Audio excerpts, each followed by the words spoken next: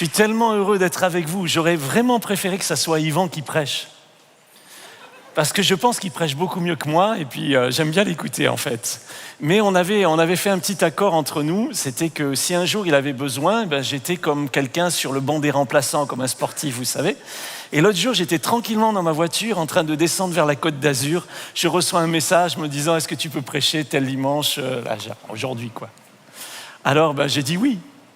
Et j'étais assez content, j'étais en même temps relax parce que j'avais un message un peu de près, un message super encourageant, super optimiste, vous savez, un peu comme Patrice Martorano dirait, le meilleur est devant, quoi.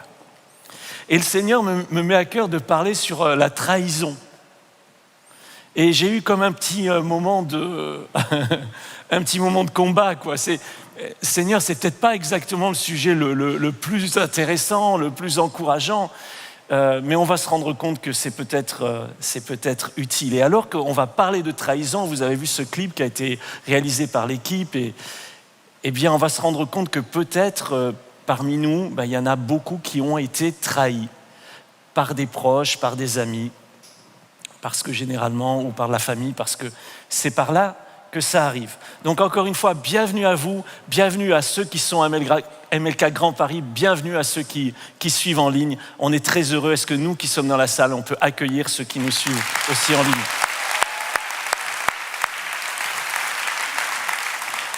Bienvenue encore. Alors juste avant de parler de trahison, laissez-moi vous dire que je ne me place pas en donneur de leçons. Je me souviens que quand Jésus nous a enseigné à prier, il nous a dit de dire, lorsque vous priez, dites « Notre Père qui est aux cieux, que ton nom soit sanctifié, que ton règne vienne, que ta volonté soit faite. » Et j'arrive à cette partie, « Pardonne-nous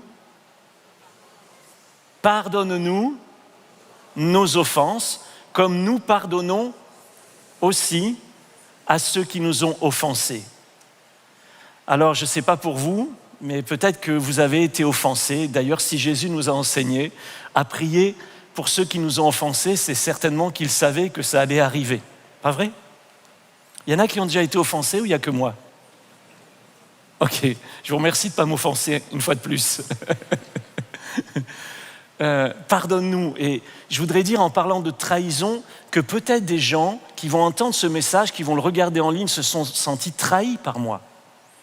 Et je voudrais dire, je ne viens pas là pour donner des leçons, je ne viens pas régler des comptes, même si je vais partager des témoignages personnels. En aucun cas, je ne veux régler des comptes. Et si j'ai offensé quelqu'un qui me regarde, je lui demande pardon. D'accord? Sincèrement, ce n'était certainement pas intentionnel. Donc voilà, c'est posé. Ça va, vous êtes toujours là? Vous n'êtes pas trop stressé avec le début? Bon. Laissez-moi vous dire, il y a un chant qui m'a touché alors que je réfléchissais à ce message. Ce chant dit « Guéris mon cœur ». Et je me rends compte que beaucoup ont besoin de guérison intérieure. Certes, certains sont malades physiquement, mais d'autres sont malades dans leur cœur à cause de ce qui leur est arrivé, à cause de trahison, à cause de rejet. Et les paroles disent ceci, les mots s'envolent. Et alors qu'on est un peu dans la période là, de la Saint-Valentin, où certains déclarent leur flamme ou tout ça, pour certains, la période de la Saint-Valentin, c'est vraiment la mauvaise période. Les mots s'envolent, les vœux sont brisés et les promesses ne sont point tenues. Une famille divisée, l'amour déchiré, nuit après nuit, tant de larmes j'ai versé. Mes amis m'ont quitté et d'autres exigé bien plus que je ne pouvais leur donner. Mon cœur est meurtri, ma confiance trahie. Nuit après nuit, je me demande pourquoi. Peut-être que ces paroles résonnent dans ton cœur particulièrement. Et peut-être que tu as été trahi, ta confiance a été trahie. Alors juste, qu'est-ce que la trahison? On sait tous ce que c'est la trahison, mais juste pour rappel, c'est quand quelqu'un en qui tu as confiance te ment, te trompe. C'est une personne qui t'est proche et qui t'abuse, qui te blesse, qui met son propre intérêt en premier, et là tu es trompé, tu es abandonné, tu es rejeté. La trahison et le rejet marchent souvent ensemble. Mon épouse est là, Muriel, je t'aime. Et je l'ai emmenée en voyage de noces dans un endroit magnifique, c'est l'école biblique. Combien rêvent d'aller en voyage de noces dans un institut de théologie pour la Saint-Valentin là? Personne rêve de ça, c'est bizarre. Désolé ma chérie. Et franchement, c'était une erreur. Je dois vous dire, là, je me suis planté gravement. C'était pas la seule fois. Je me suis planté. Et donc, j'avais un devoir de théologie à rendre. Alors, j'ai dit, on venait de se marier sous le soleil de Normandie, enfin, entre les gouttes de pluie, quoi. Et j'ai dit, allez, viens, chérie, je t'emmène. Et on est parti à l'école biblique.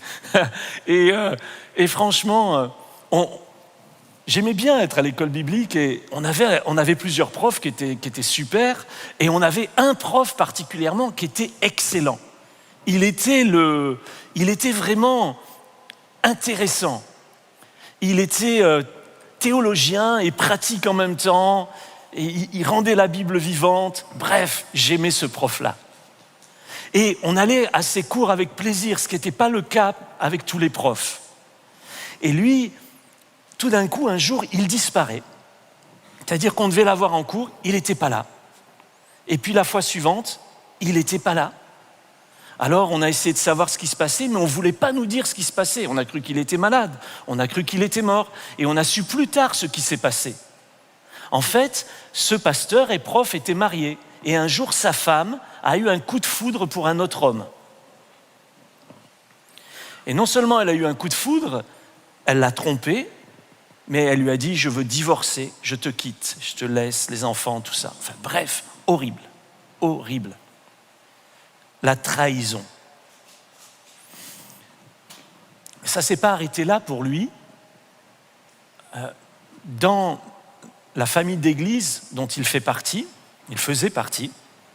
tu ne peux pas être divorcé et être pasteur, tu n'as pas le droit. Si tu es divorcé, tu n'as pas le droit d'être pasteur. Alors, comme il a divorcé, parce que sa femme l'a quitté et a demandé le divorce, eh bien, les pasteurs de sa famille d'église ont eu l'idée qu'il fallait l'exclure. Sans tenir compte, en fait, du tout des circonstances, juste parce que c'était les règles, c'était écrit comme ça. Alors, non seulement il a perdu sa femme, non seulement il a perdu son honneur, mais il a aussi perdu son ministère et son travail. Et c'est pour ça qu'on ne l'avait plus comme prof, parce qu'il était viré. Et puis, des années plus tard, après avoir fondé le Top Chrétien, j'ai repensé à lui et je me suis dit, je ne sais pas ce qu'il devient, je vais l'appeler. Et puis je me disais, peut-être qu'il pourrait, il était tellement bon enseignant, faire quelque chose. Et je l'appelle et les paroles qu'il m'a dit à ce moment-là, ça m'a vraiment bouleversé, ça m'a torpillé. Il m'a dit, Éric, tu es le premier pasteur qui m'appelle en 15 ans.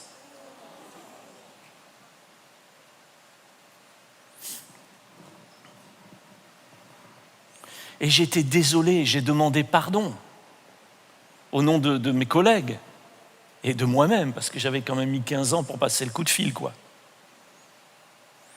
Et c'était, ça m'a montré, si vous voulez, qu'on peut être trahi et en plus exclu, et en plus rejeté, et en plus abandonné. Et je ne peux pas imaginer pendant toutes ces années, qu'est-ce qui a pu passer dans son cœur, quels sentiments se sont installés dans sa vie. Mais ce que je sais, c'est que Dieu est un Dieu de grâce et de restauration. Et que si les hommes nous rejettent, nous mettent dehors, Dieu ne nous rejette pas. Amen.